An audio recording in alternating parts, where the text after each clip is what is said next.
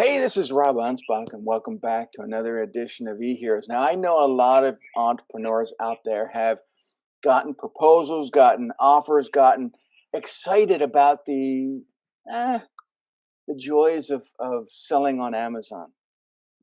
And there's a lot of things that you should know. There's a lot of things that you should probably avoid.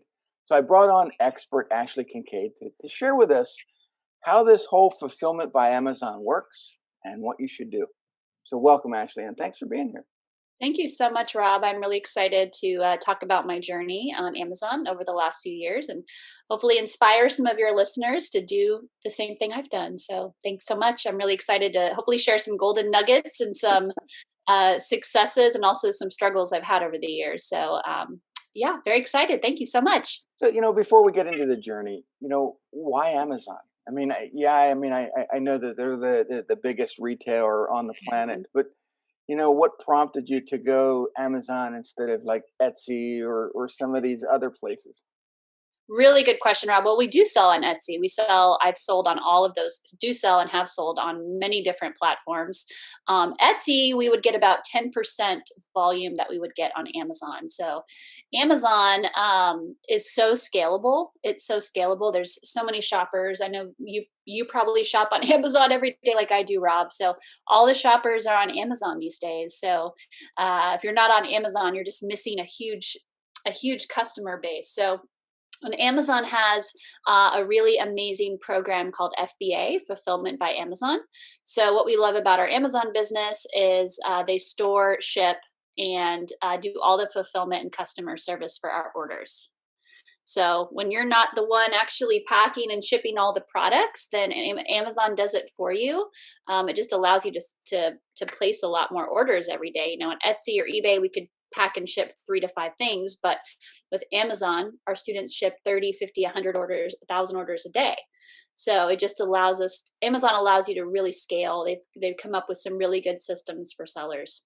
Yeah, I mean, I one of my good friends, Joe Sugarman, has developed the whole Blue Blocker line of glasses back in the 80s and 90s, and they made him billions of dollars. But at the time, he had all his products on these what do they call them?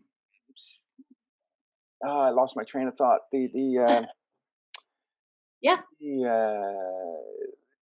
These infomercial channels, Yes. and then he had them in a lot of CVS and Rite Aids, and I guess over the years, then he transitioned to Amazon, Yes. and but there again now he's competing with all the other people that are selling their stuff on Amazon. So Yeah. how are you Yeah. different? Yeah, the barrier to entry is a little bit higher than it was, say, in 2005 when Amazon FBA started, and it was just a gold mine for anyone and everyone who wanted to do it. Nowadays, I was just talking to our coaching director, you've got to have a bit more differentiation.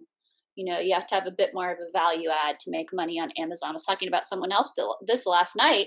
You have to look at the existing products on Amazon and then find ways to make them better. Right. So it's not just about putting a widget up there. There's already 1,000 blue blocker glasses, as you said, Mhm. but the opportunity in 2021 is to find those niches and to find those ways to make new products. So there's actually thousands of products right now that aren't on Amazon. They aren't on there at all, and people are searching for them. So that is what we teach our students, and our businesses to do, is to find those products that people are searching for and they literally can't find on Amazon, if you can believe that. There's thousands of keywords that Mhm. people shop for on Amazon every day right now, and there's literally not a product for them. Yeah, So but how do you find a product that people aren't selling right now? You get it on Amazon, and then all of a sudden your sales start to take off, and everybody that they jump on because they know that you're doing it. They copy you and Mhm. start selling the products against you, and you're like, "Ugh, now I got to find something else." Yeah, it's kind of an evolving process, Rob. Typically, our students, they see that their products have a life cycle of 6 months to 2 years. Then they have to kind of evolve and adapt. I've had 15,000 products on Amazon over the last few years since 2015. So we're always launching new products and kind of monitoring the market, but the opportunity again is coming up with like new prototypes, coming up with your own mold, getting your own patent. Those are really like, that's where the high level private label is on Amazon these days. Yes, you can make a lot of money with just getting a widget, putting a label on it, and calling it a day. But that's where you can have a lot of competition come in. So we've got lots of students in our program who literally invent completely new products. That's really the best way to go about it. But yeah, it can be competitive, but surprisingly, there's always opportunities. There's literally, like I said, thousands of products that you can sell. But it's a process of always launching and looking for those opportunities that are out there. And what's cool about Amazon, Rob, is they provide so much data to sellers. It's crazy.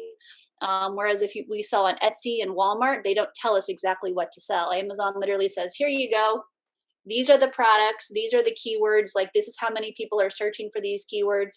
This is how many people are searching for this product. This is how many units to buy.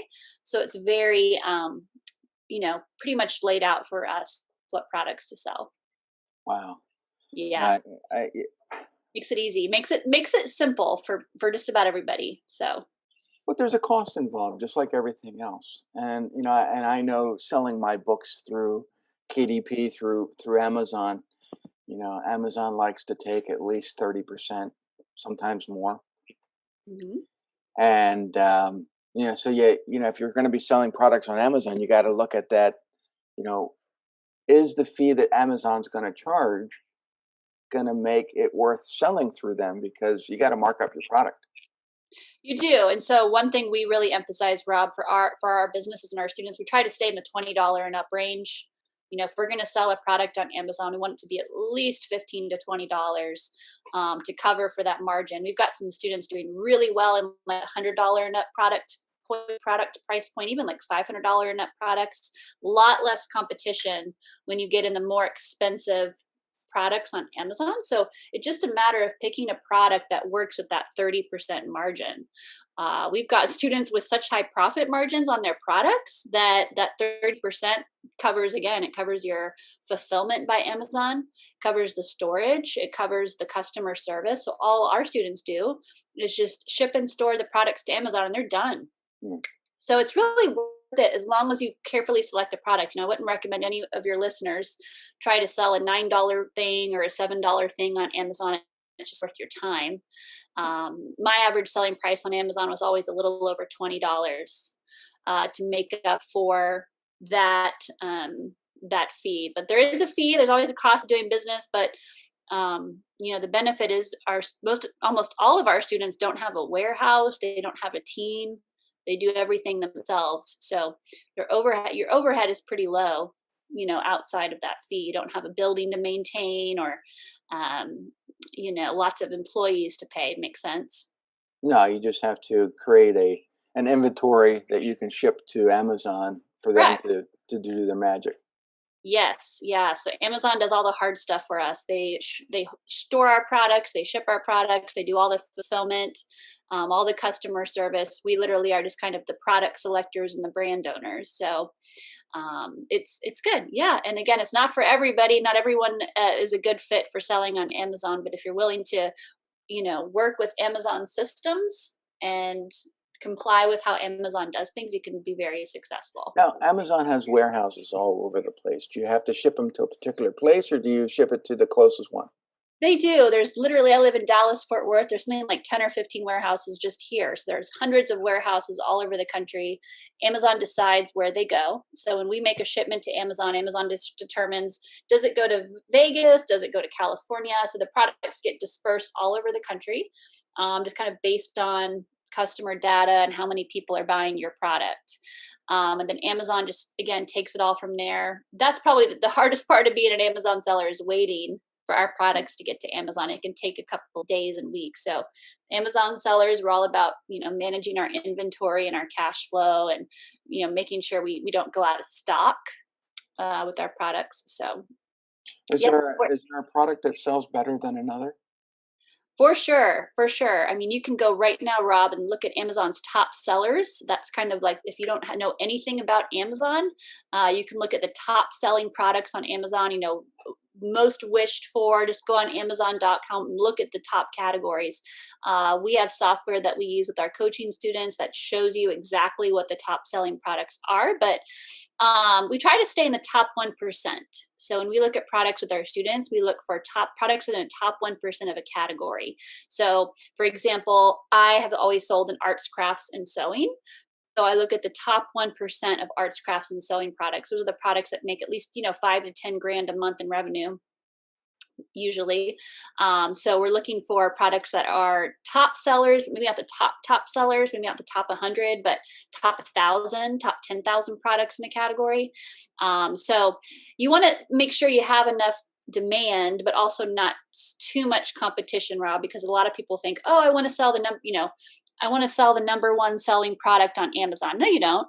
You don't want to sell the number one selling product. Maybe the top 100 or top 500, where there's a lot of shoppers, but there's still a lot of opportunity. So we've even got students selling top 10% of the category, like the 10,000th best selling product in the category. So there's lots of opportunity out there. But again, like I talked about earlier, what I really want your listeners to know is the opportunity on Amazon now is finding those unique niches, slightly differentiating products. That's the 2021. That's what you have to be doing, is getting patents, building a brand. We do have lots of students making tons of money just reselling and doing those kinds of things. But I've always been a private label seller, having my own brands, having my own products. So Amazon is just a great platform to reach a lot of customers quickly, and to be able to make your business pretty much automated and hands off. My business has always been literally completely hands off. So a prep company handles all of my products and inventory. So I literally never even see my products, never even see them. So that's how most of our students do as well. It's just hands off process.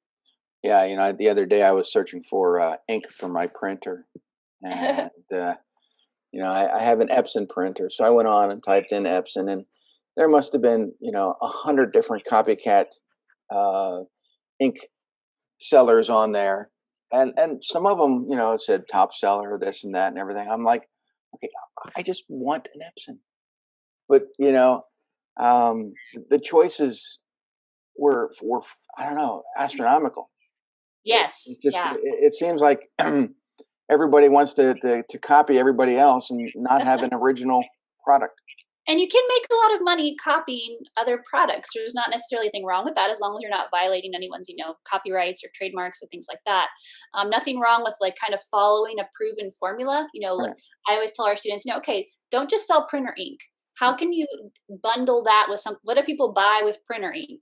I don't know what they buy with printer ink. Maybe a bundle of paper. People generally buy paper with printer ink. Right. How can you combine that into something that's valuable to a customer? There's a really cool feature on Amazon, Rob. It's called frequently bought together. So you can see what's frequently bought together. 9 out of 10 Amazon sellers do not do this. How you can put two products together, maybe make a pack of products. When someone buys printer ink, they maybe don't just want one cartridge. What if they could save money and put 3 to 5 of those cartridges together? So that's just like a really simple product differentiation strategy that most Amazon sellers just literally don't do. And that's kind of where the opportunity is coming up with those little slight differentiations and bundling opportunities, call those bundles on Amazon. That's where you can increase your selling price, make more money, and not have as much competition. But roughly you want to be, Rob, on page 1 of Amazon. So if someone searches for printer ink, you want to be on the first page of that search result on Amazon. That's where you're going to get a lot of traffic. So how did you get started? Sure. Rob, started selling on Amazon back in 2015. I used to work in corporate America. I was a marketing manager for a really big marketing company here in Dallas, Texas. Always worked in corporate America, but definitely was hitting the glass ceiling, and kind of struggling with what my next step was in corporate America. salary was capped out, was working 80 hours a week. I had multiple jobs I was doing at this time in my life in my 20s. Um, and I started looking up ways to make money online, which I'm sure you know can take you down a rabbit hole, a big time rabbit hole. Luckily, I found some really good teachers and coaches and advisors who pointed me in the right direction, and I was actually very successful. And started selling on Amazon FBA. This was back in 2015. I started off actually selling books, not like your kind of books, but I resold used books. So I would go in thrift stores, garage sales, like literally anywhere and find books for $1 or $2, and then flip them on Amazon for 10, 15, $20. And I did this on a really big scale. So I had a big team helping me and working with me. Did millions of sales, book sales, used sales over the next couple of years, built it to a full-time business. Did that for several years. Also did what we call retail arbitrage, Rob, which is, going in stores like Target or Walmart and reselling those products on Amazon. Made so much money in Q4, Christmas time doing that. Did that for several years, and then I just got really tired and burned out of all the sourcing I was doing, constantly looking for new products and things like that. So that's when I started doing private labeling, which was my own product, my own brand that I sold on Amazon. So went from 15,000 products to 15. So totally changed my inventory and wasn't outsourcing all the time. And it allowed me to make more profit margin with a lot fewer products to manage when I had a replenishable product. But I still recommend, Rob, your listeners, if they're going to sell on Amazon, that they do start with some book sourcing. They start with some arbitrage. It's a really good way to get your feet wet on Amazon. Not spend a lot of money, right off the bat with private labeling, but evolved to private label. And that kind of led me to where I am today. I run a coaching company for Amazon sellers, and we have we've launched literally tens of thousands of products now on Amazon with our students. So it's just a really awesome opportunity for people. You can grow it as big as you want to grow it. I mean, I posted a story today of Rebecca, who's a mom and did 90 grand this month on Amazon, and she works full time. She's just a mom. She doesn't have any employees. So, we've also got people making $5,000 or $10,000 a month. So it's really just kind of how you want to design it. And the coolness of Amazon is you can grow it really big. You can grow it really big, really quickly, because, when you have a website, it's a little harder to grow. Amazon is kind of like it's already there. Well, for me, I used to have all my books through a WooCommerce plugin on my website, and then we would just package them up and send them out. And I'm thinking, this is a pain in the ass. And so I just direct everybody to Amazon. Amazon takes care of the packaging. They take care of the collecting of the money, the sales tax, the shipping, everything. I don't have to worry about it. Right. And so when it comes to the point of view of do you want to work twice as much, or do you want to have Amazon do most of the work and you just sit back and kind of be the conductor? I'll be the conductor all day long. Yeah. I love how you said that. It's basically being a conductor, being a product selector, being a brand builder. And then obviously, once we always tell our students, once you've scaled to at least $10,000 a month in Amazon sales, that's when you can start thinking about, what you said, a Shopify store, an Etsy store. We do those things too, but getting on Walmart.com, there's lots of different platforms, but you really want to maximize the Amazon opportunity, as much as you possibly can, which is really big. So Amazon is amazing. It's what I love about it, Rob, is it's pretty simple and pretty foolproof for the average person. So, I talk to people all day long who are trying to build a website, who are trying to do a Shopify store, and they're just not making any money. Right. We direct them, hey, it's a lot easier to start up with Amazon because the traffic is already there. So, is there any downfalls? I mean, I know that people seem to, they get wind that maybe you're not a good person, or they read somewhere, and then they start going in and hitting you with negative reviews. And and then Yeah. your product gets taken down. Oh yeah. Oh yeah. It's a, it's a journey. Over the years on Amazon, I've been suspended. I've had my products go out of stock. There's so many pieces of the train, right? That will sometimes go off track a little bit. Yeah. So I always tell people, if you're going to sell on Amazon, you got to be ready to ride that wave long term. We've got lots of people on our team who have been selling on Amazon for many, many years, and they've got lots of stories. Yeah. But there are downsides. You don't have necessarily as much control over your site. You don't have as much control over the rules and things like that. But the rules are there for a reason, right? It allows you to build a business that actually works. Yeah. So the downsides are, Rob, just giving up some control of certain pieces, and having to play along with some of Amazon's rules, which can be very frustrating at times. But as long as you stick with the program and stick with the journey, it can be very lucrative. But it is not easy. Some people think, Rob, selling on Amazon is like overnight success or no work, right? It's definitely work. It's definitely quite a bit of work that our students work. Our students work very hard. Yeah, one of the things that I guess I cringe at a lot is that anytime a product of mine is sold, especially books on Amazon, I don't get the person's name. I don't get their email address. I don't get their address. I can't market to them. Hmm. That's all Amazon. And so, as an entrepreneur trying to build my business, trying to build a database of people I can market to, anything that's sold on Amazon is Amazon's, you know? Correct.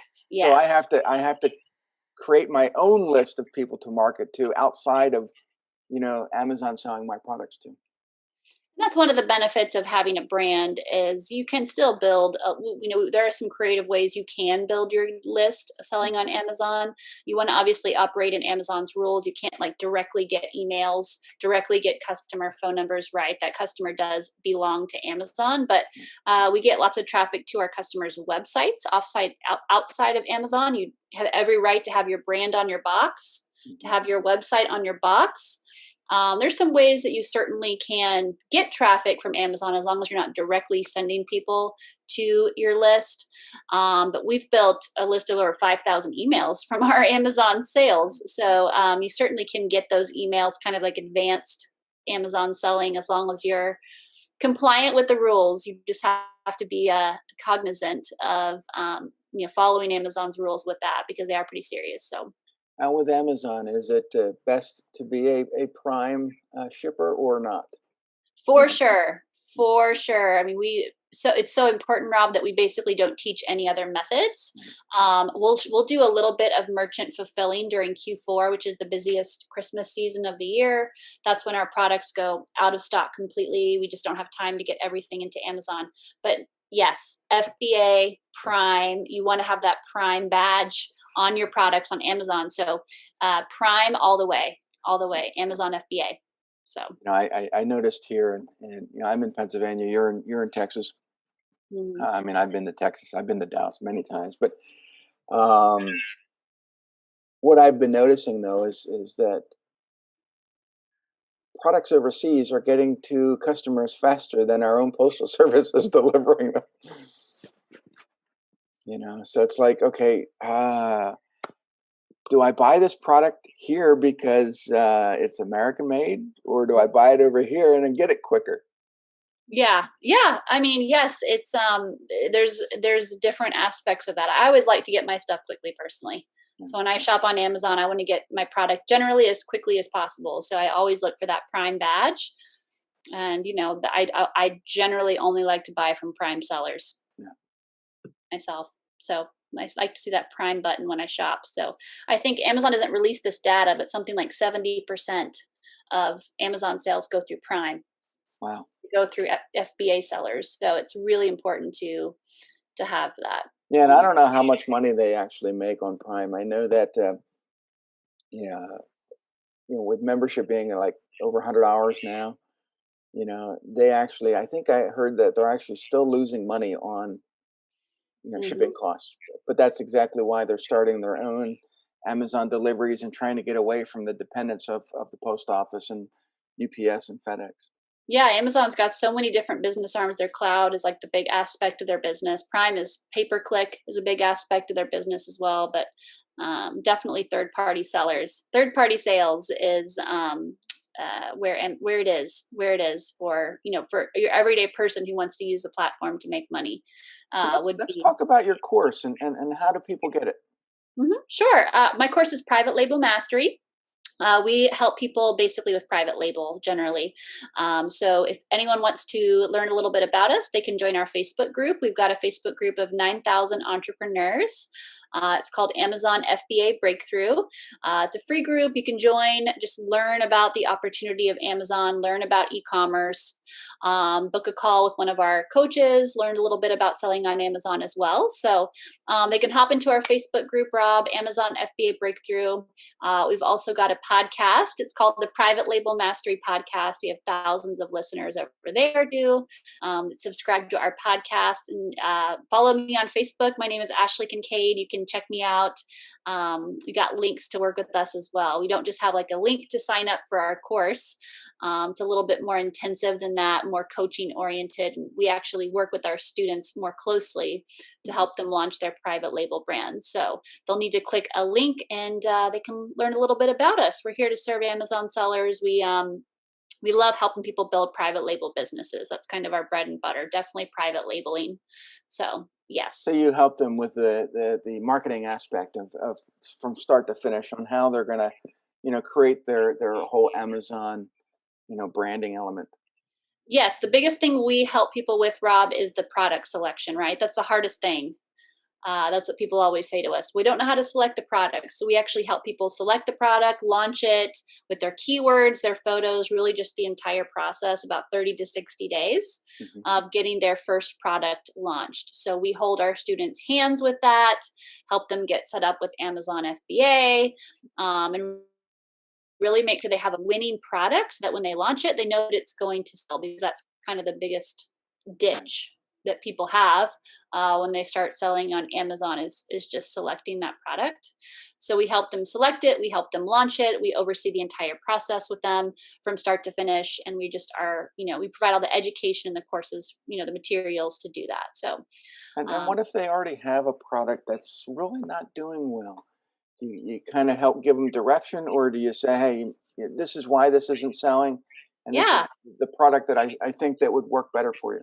absolutely. Yeah, we do. So if your members want to book a call with our team, they can head to plmastery.com/apply.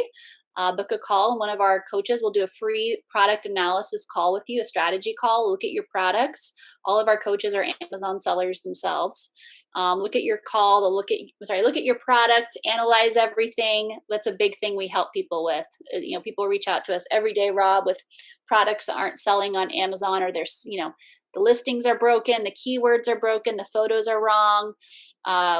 Typically, we can look at an existing product and get it from not selling to almost any product, get it selling 5 to 10 units a day, Wow. just by simple changes. Like any product you bring to me, I can show you how to sell 5 to 10 units a day with keyword optimization, photo optimization, title optimization, pay-per-click. So it's really just some little tweaks that can be made.